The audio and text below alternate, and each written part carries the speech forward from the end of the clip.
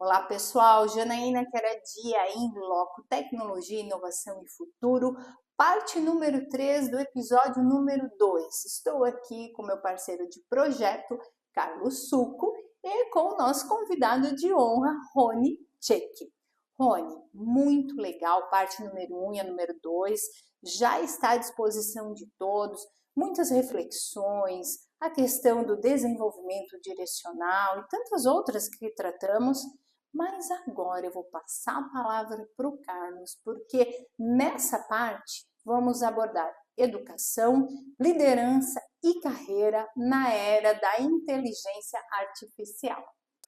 Rony, começando então nosso terceiro episódio, liderança, carreira e educação. Eu vou puxar um tópico que eu sou apaixonado, que é educação, apesar de ser da área de tecnologia, tudo isso, mas eu adoro educação. Acho que isso vem de família, minha mãe foi professora e tal. E aí eu queria te fazer alguns questionamentos, algumas perguntas, na verdade, porque no episódio anterior, Rony, você comentou que você vem fazendo um trabalho com alunos no nono ano e abraçando o ensino médio, né? Então, algumas perguntas que eu anotei aqui, Rony, que eu queria colocar para você. Por exemplo, se o acesso à informação deixou de ser um grande diferencial, o que a educação deveria priorizar? Esse é um ponto. A segunda pergunta que eu gostaria de colocar é: como ensinar crianças e jovens a pensar criticamente em um ambiente repleto de respostas prontas? Como a Janaína puxou a inteligência artificial, ela te traz uma resposta pronta. Muitas vezes as pessoas não checam se essa resposta realmente está coerente, ou é verdadeira ou não. Então, como ensinar as crianças a trabalharem nesse ambiente? Legal pensar nessa questão da inteligência artificial, né, Carlos? Porque eu até uso isso em palestras. Eu tenho uma capa de um jornal do New York Times de 1972, estampando uma matéria assim, dizendo que o mundo estava muito preocupado com o surgimento das calculadoras, que elas poderiam atrapalhar o ensino da matemática, né? Nenhuma calculadora tornou um aluno mais inteligente em matemática ou melhor em cálculos, né? Não houve isso, né? A transformação que a inteligência artificial está trazendo, é curioso isso, ela pode comprometer alguns aspectos do desenvolvimento se a gente terceirizar tudo para a inteligência artificial, né? E aí as pessoas param de pensar, param de criar. Então ela tem que ser uma ferramenta de apoio, de suporte, que complemente o nosso trabalho, né? Já falei isso em outros episódios, por exemplo. Eu acho que ninguém mais aqui que mora numa cidade grande faz fogo para cozinhar a sua janta. Usa um fogão ou micro-ondas. As pessoas não correm mais descalço, correm com tênis confortável, com amortecimento, um relógio que marca, né, a distância, a frequência cardíaca. Ninguém vai dizer que você é um mau motorista porque você utilizou o Waze para vir por uma rua de menos trânsito, né? Então a tecnologia em si ela não te deixa menos inteligente, menos preparado. A forma como você a utiliza é que faz a diferença, né? Então eu diria assim, ó, que a maior transformação que a inteligência artificial trouxe para a educação foi justamente mostrar tudo aquilo que a educação não pode deixar de lado, tudo que é essencial na educação. Que, de novo, é redundante falar, mas são os aspectos humanos. Tudo que é essencialmente humano, né? São processos de escuta, de fala, de aprendizagem, de ensino, de colaboração, de empatia, de convivência, de pensar no próximo. Você fala em critérios, né? Como isso é importante, né? Você ler uma matéria, você interpretar, você ter um pensamento contrário, poder se posicionar, né? Então eu diria assim que tá muito claro hoje para as escolas que não é só ensinar a usar a inteligência artificial, mas é trabalhar o aspecto humano dessa garotada que está aí. Legal. Rony, outra pergunta que eu queria fazer relacionada a esse trabalho com os estudantes. Tá. Quando você faz esse trabalho, você percebe uma mudança no papel do professor? Por exemplo, ele passa a ser menos de transmitir respostas e mais de ajudar o estudante a formular boas perguntas?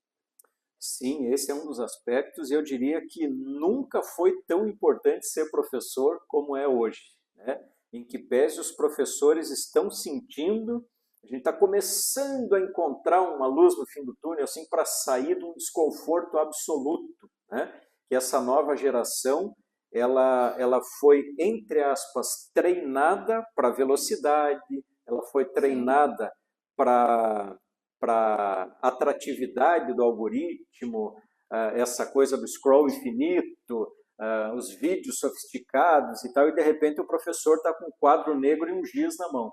Como é que ele vai conseguir a atenção dessas pessoas, né? Então o papel do professor hoje ele é ainda mais importante, né? Porque a gente está passando por uma reinvenção. O próprio formato da sala de aula é muito antigo ainda, uma cadeira atrás da outra, todo mundo quietinho em silêncio. Você não vê mais isso nas escolas. Os estudantes não têm mais constrangimento de sentar de costas para o professor, coisa que era inimaginável na nossa época. Sentar de costas para o professor, conversar com o colega, eles estão trabalhando em equipe o tempo todo, eles estão numa outra dinâmica, né? E eles têm acesso à informação. Eles sabem que se ele não ouviu o que o professor falou, ele pesquisa depois. Ele consegue, inclusive, checar o que o professor está falando. Na hora, às vezes. Agora não usa, porque está proibido, né? Mas ele consegue checar se o que o professor está falando é aquilo mesmo ou não, né? Então o professor passou a ensinar outras condutas, outros comportamentos para eles, e aqui também abre um espaço de trabalho enorme, né? Os professores também estão nesse processo de redescoberta, de aprendizagem. Nesse processo de redescoberta, aí puxando o tempo que eu ia para a escola, sim, eu lembro que eu tinha muita coisa que eu tinha que memorizar, né? A gente tinha que decorar, memorizar, etc. e tal. Hoje em dia, com esse acesso, a facilidade do acesso, quantidade de informações, memorizar continua sendo tão relevante? Veja, o modelo que está aí é o modelo do século passado, né? A gente ainda vive uma escola, na sua essência, muito parecida com o que era no passado, né? Tem uma piada aí que circula no meio das consultorias que é assim, né? Que se alguém tivesse sido congelado há 100 anos atrás, acordasse hoje, você levasse a pessoa numa igreja ou numa escola, ele ia dizer que o tempo não passou, que ele não ficou 100 anos congelado, que está tudo muito parecido, com honrosas exceções, né, que estão se desenvolvendo aí. Então, essa questão está muito diferente. Mas acabei fugindo da tua pergunta. Me deu um branco. Repete aí, por favor. Não, é questão de memorizar. Memorização. Isso, então, se isso continua sendo relevante, sim, como era na nossa época. Continua porque a gente ainda continua tendo uma porta de saída, que é o tal do vestibular, ou uma porta de entrada para o ensino superior, que é o vestibular, né? Seria desculpa eu cortar, mas seria em função dos modelos de avaliação que nós temos. Perfeito. Você ainda precisa cumprir uma legislação que te obriga a fazer determinados modelos avaliativos, com provas, com questionários, com perguntas e respostas, para mensurar o que foi aprendido e o que não foi, né? E aí a gente faz algumas provocações interessantes, assim como, por exemplo, interpelar os alunos. Se fosse para criar uma disciplina nova, por exemplo, que disciplina que você criaria? O que vocês gostariam de ter que hoje não tem? E aí você se surpreende com as respostas. Existe um desejo, um capital intelectual já nessas crianças, né? Mas a gente está no meio do caminho. O mundo aqui fora já mudou, os professores sentem, as famílias sentem, o aluno está diferente, mas o modelo que está aí hoje ainda obriga a memorização de conteúdos e provas tradicionais. Aí você fala, tá, qual é a solução então? Mais do que qual é a solução, é como trocar esse pneu com o carro em andamento. Então aqui a gente tem um cenário assim muito importante para o Brasil aí nos próximos anos, e que está sendo bem manejado, viu, Carlos? Está sendo bem manejado. Já tem muita gente competente na educação, nos diferentes papéis e níveis, que está olhando para isso com muito carinho. Talvez não apareça ainda para quem está olhando de fora, tem essa impressão, né, que a gente descreveu agora, que está tudo do mesmo jeito, mas não, já existe uma transformação em andamento. Eu diria que os próximos 10 anos da educação eles vão ser surpreendentes, assim, a gente vai ver coisas incríveis acontecendo. Sensacional, como diria a Janaína, né? Para fechar o tema educação, eu gostaria de trazer um ponto para reflexão, Rony. De tudo que você falou, agora eu gostaria de fazer uma reflexão num sentido um pouquinho contrário. Tá. Com o trabalho que você tem feito, que você tem acompanhado nas escolas, tem visto, todo esse contexto que você trouxe, o que você acredita que as escolas ainda não perceberam sobre essa transformação? Para a gente deixar isso como uma reflexão. Boa, belíssima pergunta. Eu acho que tem várias questões aí. Eu diria que talvez o que as escolas, para ficar numa questão só, talvez o que as escolas mais precisam perceber e entender é que os alunos mudaram. E assim, não é só nós estivemos lá, agora os nossos filhos e amanhã vão ser os nossos netos. O que essa geração atual tem de diferente? E aí a gente fala muito assim de engajamento, como é que eu consigo a atenção dos alunos, a gente fala muito de aprendizagem. Eu vou fazer um comentário aqui, entre aspas, sem nenhum viés de crítica, mas eu acho que a gente precisa, a escola precisa se dedicar um pouco mais na ensinagem. Impacta na aprendizagem, mas precisa mudar um pouco a ensinagem. A ensinagem, sabe? Então, só que assim, esse movimento já está acontecendo. Ele já está acontecendo. Os professores já estão se preparando, as formações, os olhares, a inquietude. Talvez a melhor forma de responder a tua pergunta, a escola já entendeu o que não funciona mais. Já está muito claro. Já está muito claro. E está em construção essa mudança e algumas sementes já foram plantadas. Mas passou por entender que a gente tinha um tipo de aluno, um perfil de criança e adolescente, que hoje veio com outro chip, né? Você pega uma criança que com 3 meses já está almoçando com uma tela na mão, é um comportamento muito diferente. Hoje você tem alunos laudáveis, você tem uma série de transtornos, você tem inclusão, você tem expectativas, você tem tecnologia, está muito diferente, né? Então, entender que tipo de aluno eu tenho na minha escola, qual é o chip, o perfil dessa nova geração. E essas pessoas têm potencial, inclusive, para dar ideias. Fantástico. Aquela coisa assim, você não perguntou para o cliente o que o cliente gostaria? Você nunca perguntou para o aluno o que ele gostaria de ter na escola? E o aluno às vezes traz, eu queria um intervalo maior ou mais intervalos, eu queria uma aula disso, uma aula daquilo. Eles trazem informações valiosas. Não dá para atender tudo, mas também não precisa negar tudo, né? Acho que dá para fazer um combinado aí no meio do caminho. Rony, agora o próximo tópico dessa parte, questão de liderança. Com toda essa transformação que estamos evidenciando e você está trazendo para nós, o papel da liderança também sofreu uma performance toda diferenciada. Aí te pergunto, seria liderar hoje em dia, seria menos para controles de tarefas e mais para uma construção de direção? E já aproveitando essa oportunidade, como oferecer uma segurança adequada se nem sempre o líder ele tem a resposta para tudo? Juliana, e suas perguntas poderosas, né, complexas, muito interessante. São vários fatores aqui, né? Liderar é sempre um desafio. Às vezes você perde um bom técnico em alguma função e não ganha um bom líder ao promovê-lo. É verdade. Né? As pessoas precisam ser preparadas também para desenvolver cargos de liderança. Alguns têm mais facilidade do que outros, mas a liderança hoje tem um papel diferente, né? Muito menos comando e controle do que já foi. Aliás, isso não funciona mais, as pessoas sequer aceitam esse formato. Em que pese a gente ainda veja isso em muitas organizações, né? Mas o líder é um cara do time, é um cara que precisa saber se comunicar, saber influenciar, saber servir, ajudar os outros a se desenvolverem, né? Eu, particularmente, gosto muito de um conceito de equipe que tem a ver com a liderança, que fala assim, que equipe é um coletivo individual.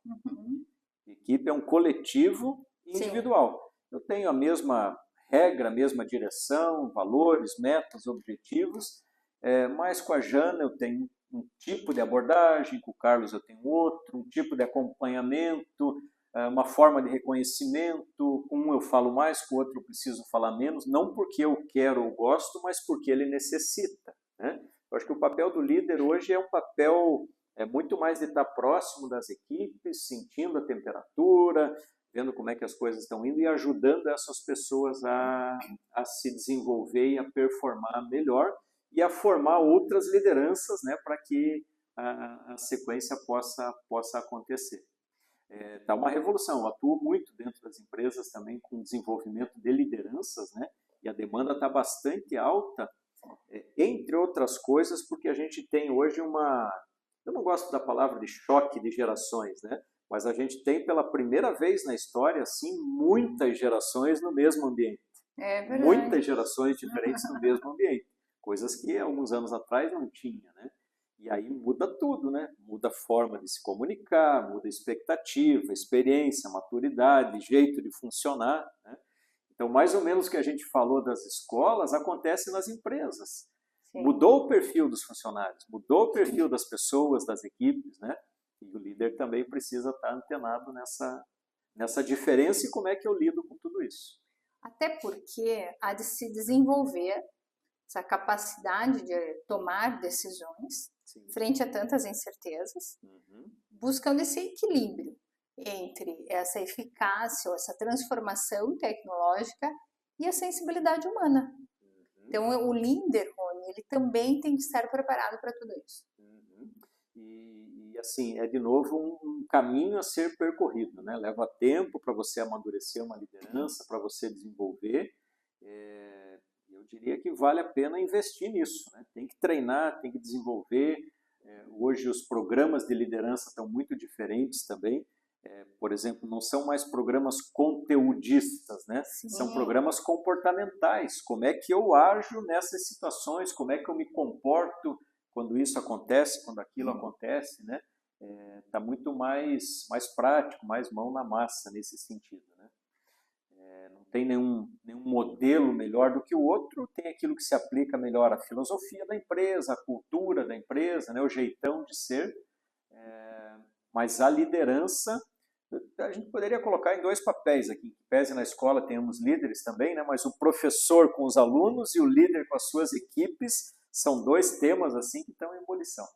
Como que você percebe dentro dessas lideranças essas questões relacionadas com a ética e a inteligência artificial? Boa. Essa questão da ética, ela me fez lembrar, esses dias no treinamento, a pessoa me perguntou, vem cá, como é que eu lido com a fofoca? Eu tenho muita fofoca na minha equipe. Falei, o que você faz quando a fofoca chega? Não, eu procuro saber, pergunto, interessa. Pois é. A gente pode alimentar a fofoca ou a gente pode cortar a fofoca. Aí um líder me fala assim, mas será que eu não corro o risco daí de eu perder informações? Eu falei, não, acho que tem uma diferença que a gente percebe. O que é informação relevante do que é fofoca, né? A Mariazinha veio falar do Joãozinho. Eu falei, peraí, Mariazinha. Joãozinho, a Maria quer falar um negócio aqui sobre você. Faz isso 1, 2, 3 vezes. Eu acho que a fofoca diminui um pouco, né? A gente consegue diferenciar informação de fofoca, né? Agora, essa questão da ética, de novo, tem a ver com princípios, com educação, com valores, com olhar mais para dentro do que para fora, né? O risco cai de novo na abundância, no excesso, na velocidade, do líder talvez fazer uma consulta ali numa inteligência artificial para generar uma resposta para ele e ele levar aquilo sem contexto, sem adequação, sem fazer uma análise mais crítica disso, né? A liderança é talvez uma das coisas mais humanas que a gente tem para fazer dentro das organizações, né? É uma verdadeira arte, assim, a arte da convivência, do convívio, construir confiança, construir relação. Acho que esse é um tema maravilhoso para ser trabalhado. E até com a tua fala, me faz refletir a respeito desse duelo. Nós temos a tecnologia, a modernidade, a inteligência artificial, mas as empresas, por vezes, elas estão ainda caminhando ou com uma liderança, ou mesmo com uma formação que está ultrapassada A mentalidade deles ainda ficou naquele tempo. Como conseguir equilibrar tudo isso, né, Rony? É um desafio, muitos às vezes nem percebem que estão nesse ponto, né? E de novo é sinais e sintomas, assim, eu acho que sempre vai ter um número 1 em toda a organização, né? Ficar atento aos sinais, aos resultados, a forma como os resultados estão sendo obtidos, a tua retenção, a rotatividade, acho que tudo isso indica algumas coisas importantes aí, né? Mas, de novo, é olhar mais para dentro do que para fora, Sim, né? sim. Permitir que a equipe se conheça melhor, porque sozinho a gente funciona de uma forma, né? Em equipe a gente funciona, não é de uma forma diferente, mas muda um pouco, né? O comportamento das pessoas em equipe, ele muda um pouco, se adapta, engole alguma coisa, faz outra, e o ambiente é quem determina muito disso, né? E aí o líder é também esse gestor de ambiente, né? Rony, falando de carreira um pouquinho agora, né? Esse processo do desenvolvimento direcional e carreira. Uma pergunta que eu acho que reflete um pouco tudo que a gente conversou aqui, né? Seria assim: como que a gente constrói uma carreira hoje em dia em um cenário no qual o conhecimento técnico pode se tornar obsoleto rapidamente? E se torna, né? E se torna obsoleto rapidamente. Eu iria naquela mesma linha de olhar mais para dentro do que para fora, né? O próprio conceito aqui de desenvolvimento direcional é isso, né? Ou seja, eu construir direção para a minha vida, ter a capacidade de revisar isso sempre que for necessário, né? E sustentar as minhas decisões. O que é revisar sempre que for necessário? Sinais e sintomas que eu percebo que a coisa não está legal, ou eu não estou feliz, ou eu não estou na remuneração que eu queria, ou eu não consegui mais clientes, não consegui mais negócios, não consegui avançar, e eu preciso encontrar alternativas. Eu diria que o melhor lugar para você desenvolver a tua carreira é dentro de você. Sabendo o que você gosta, onde teu olho brilha, quais são as suas competências, o que você faz de melhor para você se posicionar. Às vezes você consegue se posicionar dentro da mesma organização. Às vezes você vai ter que mudar de organização, de área, seja lá o que for, né? Mas eu traria de novo aí essa questão da consciência. É um olhar para você mesmo, para depois você poder direcionar melhor. Perfeito. Rony, pegando um contexto agora, falando especificamente da área de tecnologia, né? A gente tem N tecnologias surgindo, cada vez é mais difícil acompanhar. E uma das coisas que a gente conversou nos episódios anteriores, uma profissão que existe hoje, amanhã ela não existe, ou ela se adapta, muda, se transforma, etc. e tal. Mas, principalmente dentro da área de tecnologia, isso está acontecendo de uma forma muito rápida. Em termos de carreira, Rony, como que você enxerga? Devemos escolher uma profissão ou construir uma capacidade permanente de adaptação?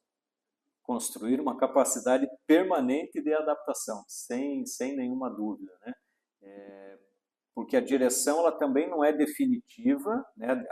A direção não é o destino em si. A direção é um caminho, né? É saber para onde que eu não quero ir, para onde eu desejo seguir. E essa capacidade de se adaptar, de continuar aprendendo, né, continuamente, se conhecendo melhor a cada momento da tua vida, né? A gente tem uma dinâmica lá na empresa, por exemplo, que a cada 6 meses a gente se reapresenta um para o outro, porque muda muita coisa. Eu não sou o mesmo de janeiro, vocês não são os mesmos do início do ano, né? E a gente vai terminar o ano diferente. O que isso quer dizer para você mesmo, né? E de repente você está num caminho, que aí sim, pode ser que seja um caminho próspero, de perspectivas, pode ser que seja um caminho que não faz mais sentido. Nos bastidores aqui a gente comentou sobre locadoras de vídeo. Sim. Você pode ser um exímio proprietário de locadora de vídeo. Não faz mais sentido, não tem, né? Então tem algumas coisas que vão desaparecendo, vão mudando. Essa capacidade de se adaptar constantemente, é onde eu fico. Perfeito. E essa capacidade de se adaptar constantemente, como que ela afeta o conceito que nós temos hoje de empregabilidade? Como que ela impacta nesse conceito que a gente tem hoje? Por quê? Nesse mundo de constante transformação de carreiras que existem e deixam de existir, ou se transformam, se adaptam, etc. e tal, Faz sentido você programar uma carreira, por exemplo, para os seus próximos 10 ou 20 anos? Não. Né?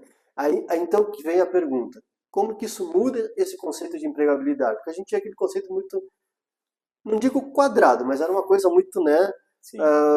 Tudo bem, eu estudo na escola, vou para a faculdade, faço engenharia, medicina, direito, etc e tal, e vou me candidatar para essas vagas que existem aqui no mercado. Daqui a 10 anos, 5 anos, ou até nem isso, essa vaga não existe mais. Né? Então, como que eu enxergo hoje o conceito de empregabilidade? Porque é um cenário completamente diferente e a gente nunca teve isso antes. Eu acho que está muito a ver com a tua capacidade de entrega, né? O que você consegue entregar. É legal esse desenho que você fez de carreira, porque antes a trilha era mais pavimentada, né? É como se você tivesse uma estrada de asfalto, né? Que você sabe exatamente aonde que você vai, o caminho do crescimento, as promoções, as melhorias que você poderia alcançar, né? Ou na área pública também, né? Uma certa sequência. E hoje eu diria que não é nem uma estrada secundária. A gente está no meio do mato, assim, numa picada fechada que você tem que ir abrindo o caminho que você vai passar, né? Mas aí quais ferramentas que você sabe usar, por exemplo? É machado, serrote, é cortadeira, é martelo? Quais são as tuas competências e a tua capacidade, a tua disposição de se desenvolver, de aprender coisas novas, né?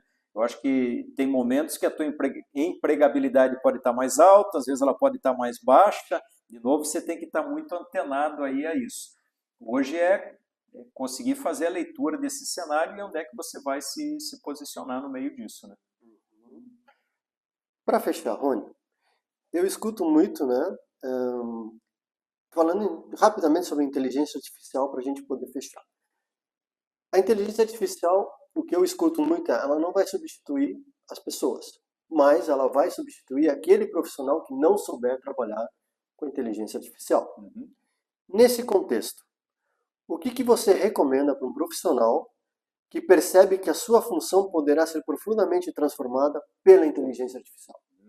Bela pergunta. Eu concordo com você. Eu acho que não é necessariamente a IA que vai substituir alguém, mas se você não souber utilizá-la, alguém que utilize melhor pode te substituir, né? Se você percebe que aquela profissão que você faz tem grande chance de ser automatizada, comece a se preparar para migrar o mais rápido possível.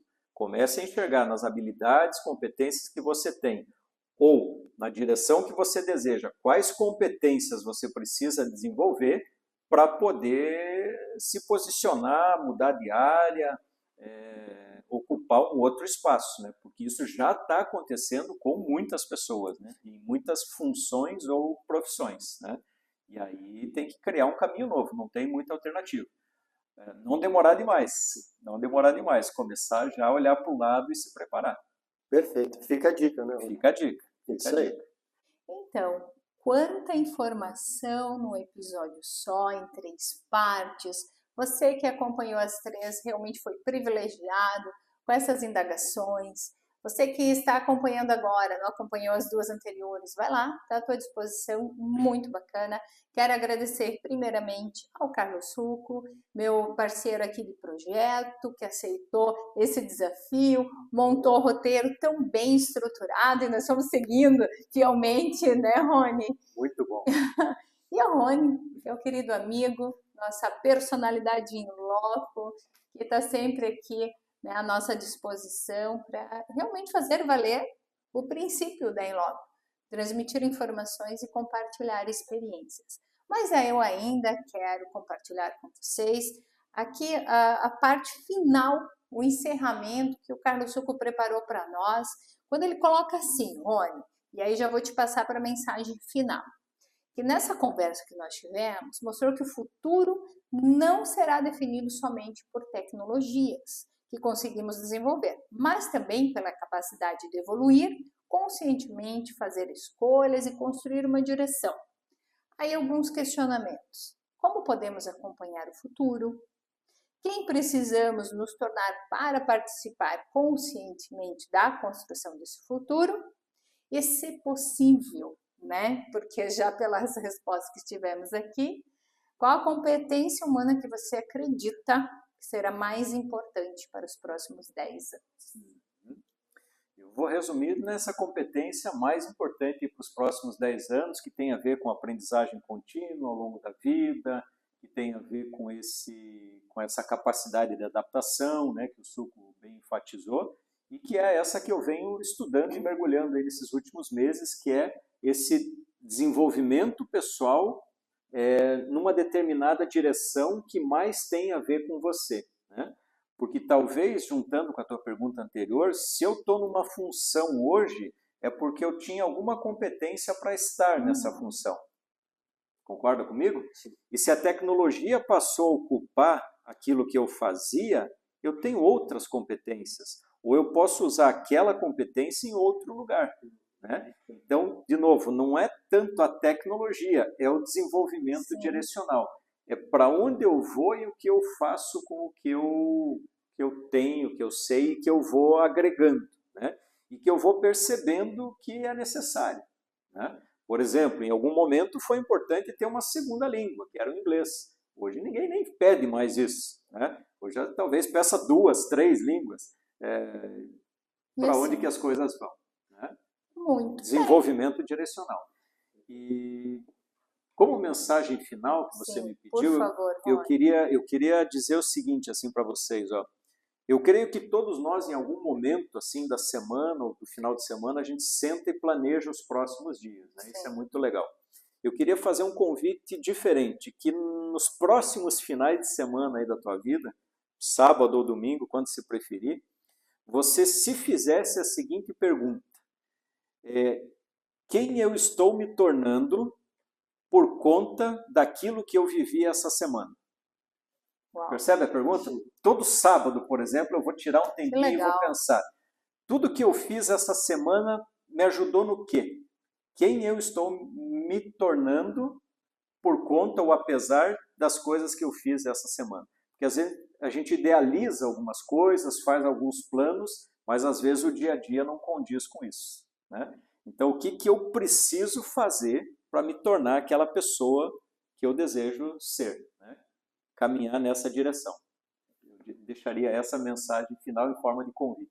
Olha, eu termino com aquela expressão que a gente vem te usando aí. Sensacional! Carlos Suco, quer falar mais alguma coisa? Sensacional. É isso mesmo? É isso. Então, eu quero agradecer mais uma vez vocês que nos acompanharam, que estiveram aqui com a gente.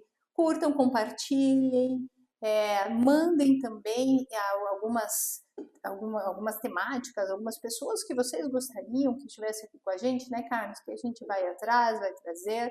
Então, não deixe de acompanhar os próximos episódios da Inloco Tecnologia, Inovação e Futuro, aqui nesse ecossistema de inovação, comunicação e relacionamento. Até mais, pessoal!